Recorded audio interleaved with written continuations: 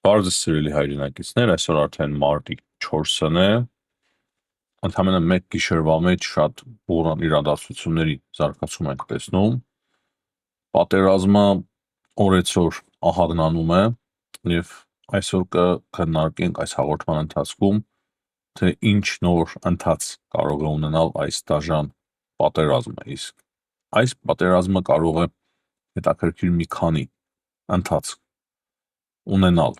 այսինքն կան արդեն հստակ ակնարկներ, որ ցամաքային գործողության նման ինչ-որ օպերացիա արդեն նախատեսվում է, մի փոքր այլ ձևով կարող է այն սկսվել, բայց հետո կարող է արդեն վերածվել լիարժեք ցամաքային գործողության, եթե այդ ծրագիրը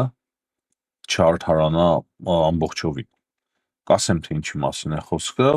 սակայն նախքան դա սկսենք նրանից, որ քիչ առաջ արդեն մեկնարկել է հանդիպումը Հայաստանի վարչապետի և Վրաստանի վարչապետի միջև, Իրաքլի Կոբախիձեն և Նիկոլ Փաշինյանը այս պահին կարևոր հանդիպում են անցկացնում,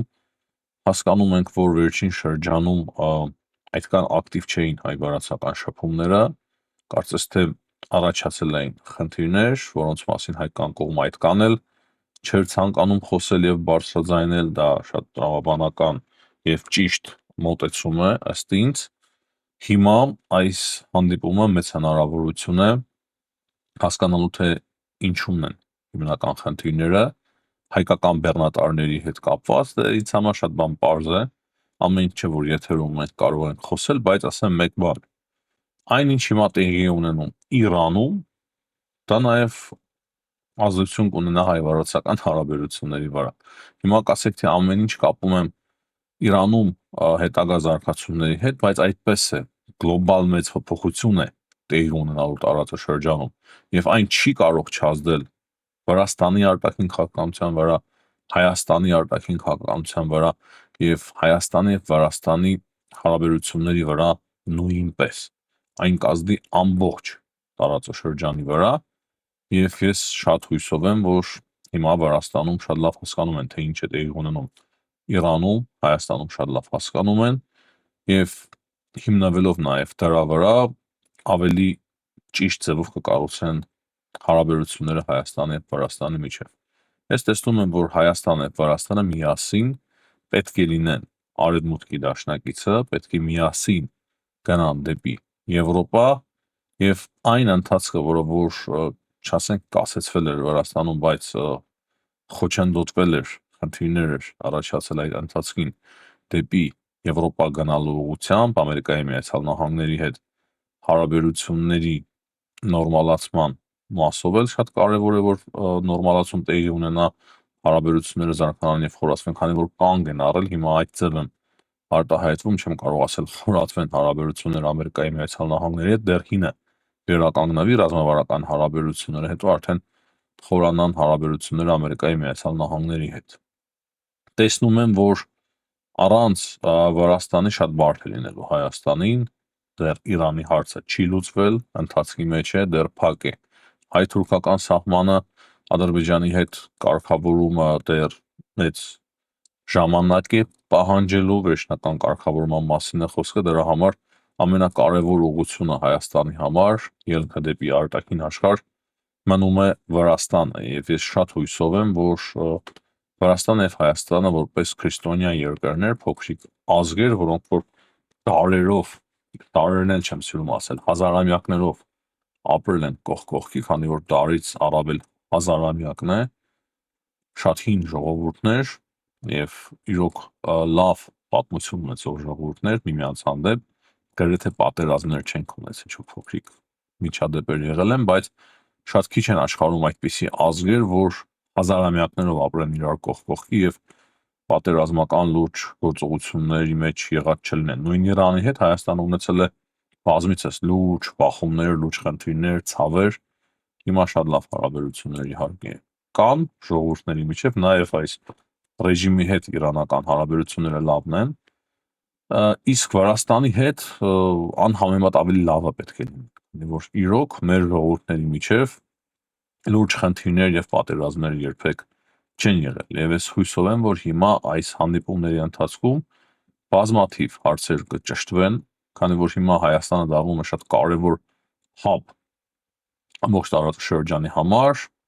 պետք է որ Վրաստանն էլ դրանից օգտվի։ Վրաստանը շատ երկար էր այդպիսի hub,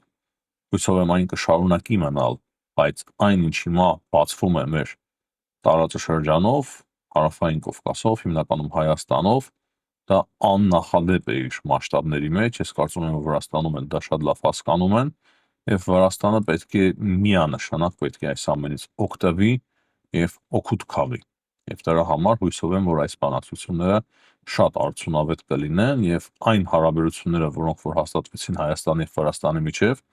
ռազմավարական հարաբերությունները, դրանք հիմա արդեն այդ կետից նոր մեկնարկ կստանան։ Նոր մեկնարկ, քանի որ այս մի 2 տարին կարծես թե այդ ամենը ստորագրվեց, այդ փաստաթուղթը նախին վարչապետի հետ եւ դրանից հետո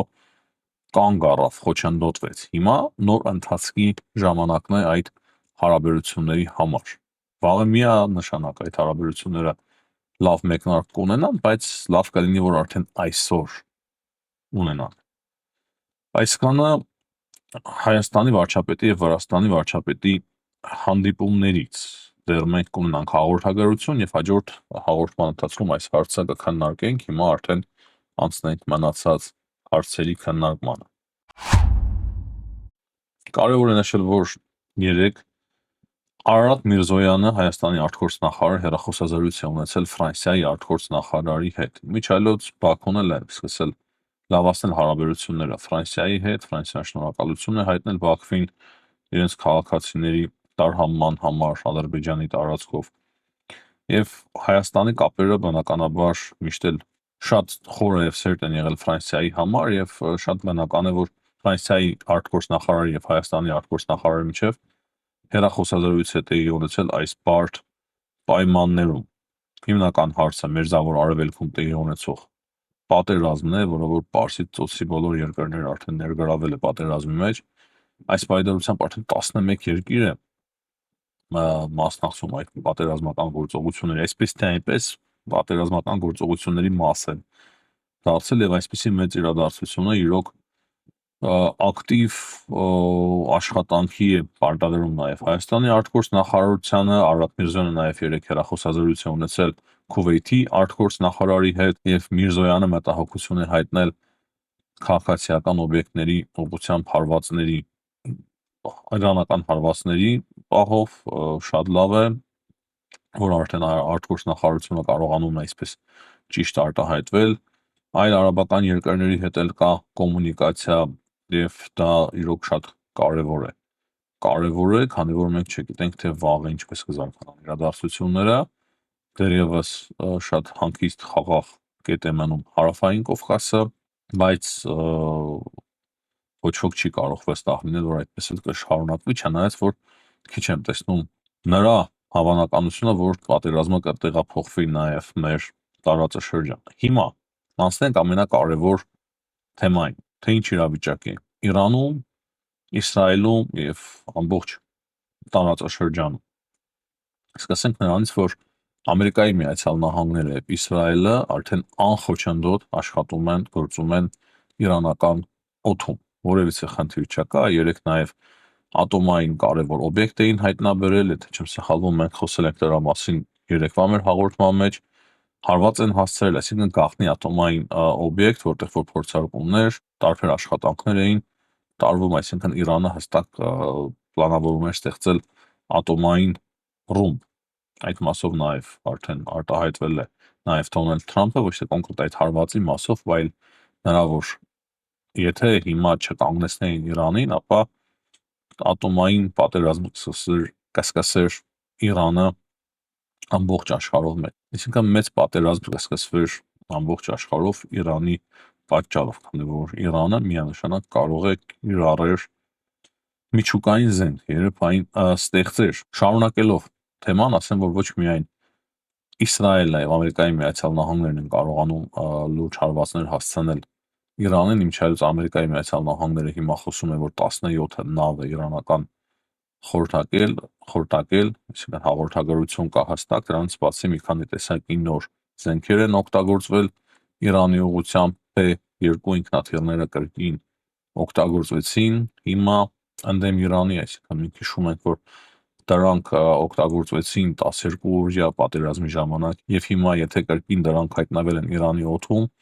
դա նշանակում է, որ հակաօդային պաշտպանությունը այլևս Իրանի գոյություն չունի, դրանք շատ ծանր ռմբակոծիչներ են, գիտեք, ամենամեծ ռումբերով եւ դրանց աշխատանքը շատ ավելի բարդ է եւ շատ մեծ օբյեկտներ ոչնչացնելու համար, հիմնականում շատ խորը բունկերներ եւ ատոմային ծրագրի եւ նաեւ ատոմային ծրագրի ոչնչացմանն է ուղղված։ Կարևոր է նշել, որ Իրանը հարված է հասցնում Պարսից ծոցի երկրներին, կա տեղեկություն այն մասին, որ Դուբայում բազմաթիվ պայթյուններ են կրկին հնչել, Դուբայում նաեւ Իրանի անօդաչու թռչող սարքին հաջողվել է ամերիկյան հպատոսարանին հարվածել, Թել Ավիվյան են կարողացել թիրախավորել, ճիշտ է, Իսրայելը շատ արդյունավետ է խոցում, բայց Իսրայելում եւս շատ են լինում դեպքեր, երբ որ իրանական հրթիռները ընկնում եւ վնասում են բազմաթիվ շենքեր, վիրավորներ, նաեւ զոհեր, բայց դե համեմատելի չէ այն ամենի հետ, ինչ տեղի ունենում Իրանում։ Իրանը ուղղակի կարողանում է դեռևս հրթիռներ արձակել, իրենք հիմա հայտարարում են, որ 17-րդ ալիքն են արձակել իրենց հրթիռների, նաեւ հայտարարում են, որ խոցել են 10 մեծ տանկեր, Հորմուզի նեղուցում, փաստացի Հորմուզի նեղուցը փակ է, մեծ կուտակումներ կան, չնայած Ամերիկայի Միացյալ Նահանգները հայտարարում են, որ չէ, բաց է եւ իրենք փորձում են ամեն ինչ կարգավորել, բայց բայցերը իրոք շատ են, Թրամփն էլ արդեն հայտնում է, որ մեծ նպատակներ ունի Հորմուզի նեղուցի մասով, ասում է, որ Ամերիկայի Միացյալ Նահանգները իրենք կիրականացնեն սրանից հետո Հորմուզի նեղուցի անվտանգությունը եւ կուղեկցեն բոլոր նավերը, այսինքն Ամերիկայի Միացյալ Նահանգները պարզվում է, որ մեծ ծրագրեր ունի նաեւ Հորմուզի նեղուցի մասով, այսինքն ամբողջովին այդ տրանսպորտային ուղին եւս կվերահսկի ապագայում Ամերիկայի Միացյալ Նահանգները, Թրամփի հայտարարությունից ես դա եմ հասկանում։ Դրանից բացի կարևոր է նշել, որ Իրանը զգուշացնել է սկսել Պարսից ծոցի երկրներին, որ նրանք չհամարձակվեն հանկարծ պատերազմ վարել Իրանի դեմ, մենք տեսնում ենք, որ Սաուդյան Արաբիան է ակտիվացել, կարող է նույնիսկ միանա պատերազմին այն իմաստով, որ հարվածները սկսեն հասցնել Իրանին, զգուշացնում են իրանցիները, որ եթե նման բան տեղի ունենա, ապա բոլոր նավթային օբյեկտները կթիրախավորեն այն երկրների, որոնք որ նավթ ունեն եւ կմիանան պատերազմին ընդդեմ Իրանի, այսինքն այն, որ Իրանը հարվածում է այդ երկրներին կարելի է, բայց եթե այդ երկրները սկսեն արդեն հարվածել Իրանին, ապա ավելի ակտիվ հարվածների կենթարկվեն Իրանի կողմից, այսպես են ասում իրանցիները։ Դոնալդ Թրամփը մի քանի հայտարարություններով է երեք հանդես եկել հանդիպման ընթացքում Գերմանիայի կանցլեր Ֆրիդրիխ Մերցի հետ, նա ասում է, որ Իսրայելը իրեն չի ստիպել հարձակվել Իրանի վրա, գուցե ես եմ իրենց ստիպել, որ հարձակվեն Իրանի վրա, նման բաներ է խոսում Թրամփը։ Իսպանիայի մասով շատ դժգոհ է, ասում է, որ մենք հիմա մեր հարաբերությունները կխզենք Իսպանիայի հետ։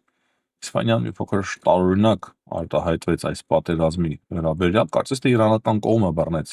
շատ տարօրինակ պահեց իրոք Իսպանիան, ասում է, որ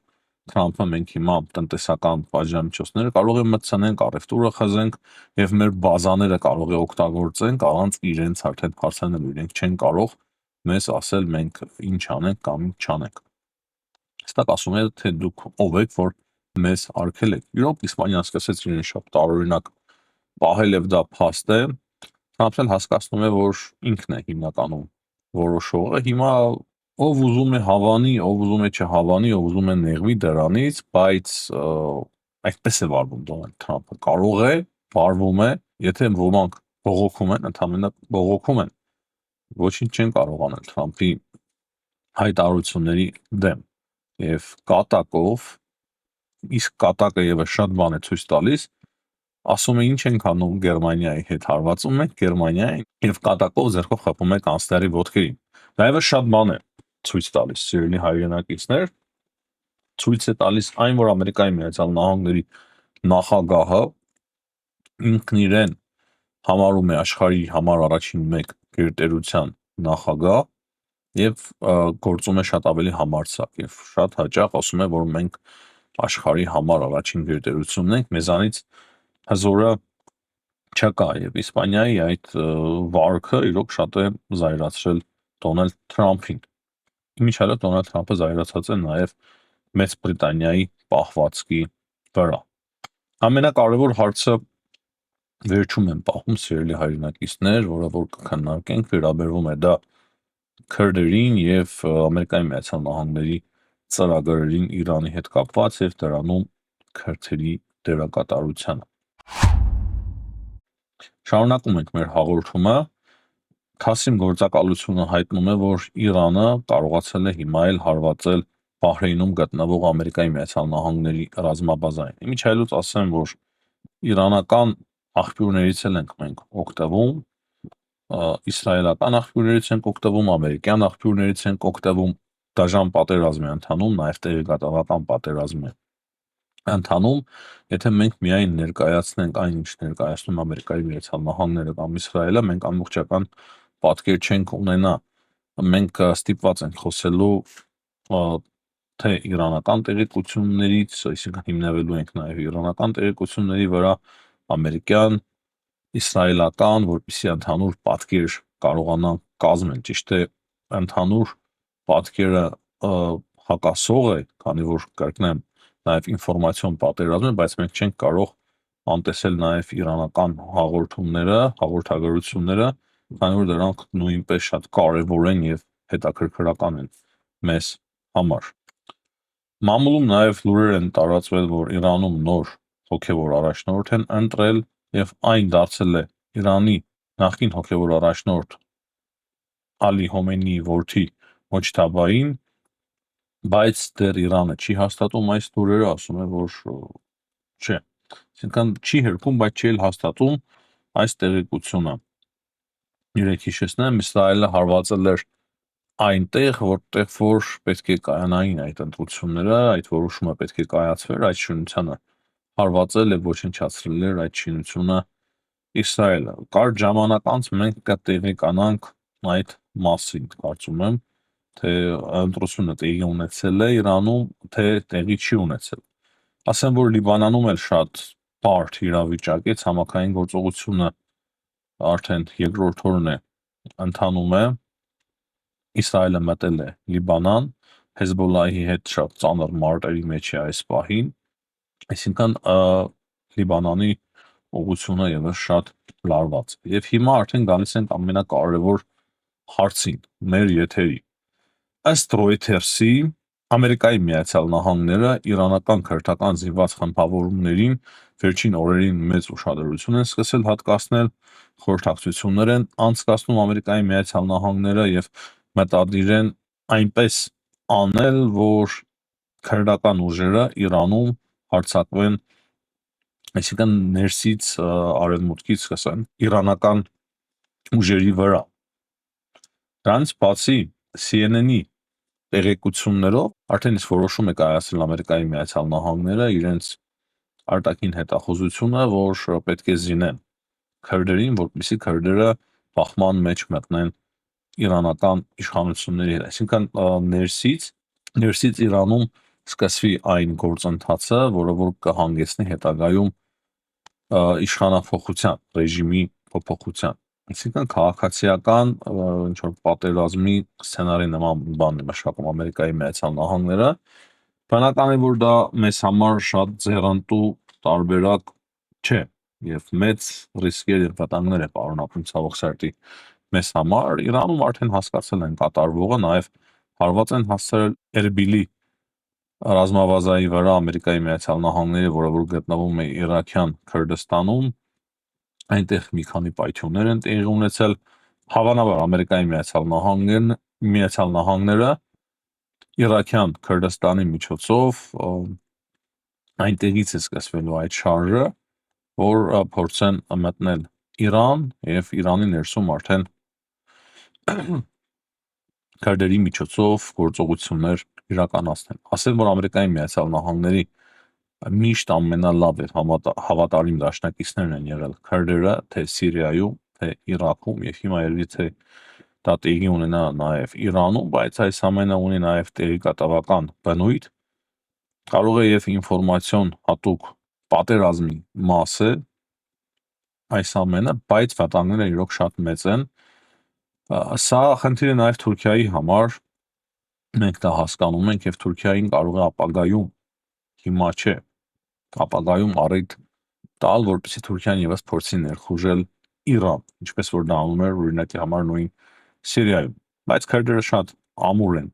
Իրաքում, բավականին ամուր են նաև Սիրիայում, չնայած վերջերս իրենց դիրքերին փոքր թուլացավ Սիրիայի նոր իշխանությունները եւ թուրքերի ակտիվ աշխատանքի պայմաններում, ամենայն հավանականությամբ Ամերիկայի Միացյալ Նահանգները խոստացել է անկախ պետություն քրդերին կամ գոնե թե առնվազն այնպիսի ինքնավարություն, որը որ իրենք ունեն Իրաքում, իսկ Իրաքում նրանք շատ լուրջ են, կարելի ասել պետության մեջ պետություն են քրդերը։ Իրաքի մասով էլ ամեն ինչ այդքան միանշանակ չէ։ Իրանում շիաները շատ են վերջին տարիներին ամրացել, ամրապնդվել եւ դրա համար հիմա Իրաքից էլ շատ աջակցում են իրանցիներին, իրանական այս ռեժիմին, իսկ քրդերը նրանց էլ կարող են լուրջ հակակշիռ դառնալ։ Ահա այսպիսի բարդ է իրավիճակը եւ վտանգավոր է մեզ համար նրանով, որ կարող է Իրանում քաղաքացիական պատերազմի նման ինչ որ բան տեղի ունենալ, մասերի բաժնավել, այդ պարագայում փախստականների հավանականությունը կտրուկ մեծանում է դեպի Հայաստան, այդ պայմաններում նաեւ պարզ է վաղվա մասին չենք խոսում, ամիսներ անց կարող է այդ ամենը տեղի ունենա, շաբաթներ կամ ամիսներ անց, բայց զինված խմբավորումների ակտիվություն կարող է լինել հայ-իրանական սահմանին, դրա վտանգը եւս կա, ինչպես նաեւ ընդհանուր թրքական ֆակտորի ակտիվացման վտանգը նույնպես կարող է լինել Իրանում։ Այսինքն այս պատերազմը, ինչպես ես բազմիցս նշել էի, կրկին նշեմ, իր մեջ պարունակում է մեզ համար շատ մեծ հնարավորություններ, այնպես էլ շատ մեծ ռիսկեր, եւ այս ռիսկերին պետք է պատրաստ լինի Հայաստանի Հանրապետությունը։ Հաջորդ անգամ, երբ որ Հայաստանում ազգային անվտանգության նիստ են գումարում, ես շատ կուզենայի, որ այս հարցը նույնպես ներառվեր օրակարգի մեջ։ Քրդերի ակտիվացման հարցը, քրդերի եւ իրանական ուժերի հնարավոր բախման հարցը, թրքական գործոնի ակտիվացման հարցը, փախստականների հարցը, որը որ կարող է շուտ առաջանալ, իսկ փախստականների հարցը կարծում եմ այնպես էլ այդ հավաքների ընթացքում Հայաստանում քննարկում են։ Հիմնականում այսքանը, սիրելի հայրենակիցներ, հաջողություն եմ մաղթում բոլորին, ցտեսություն, կհանդիպենք։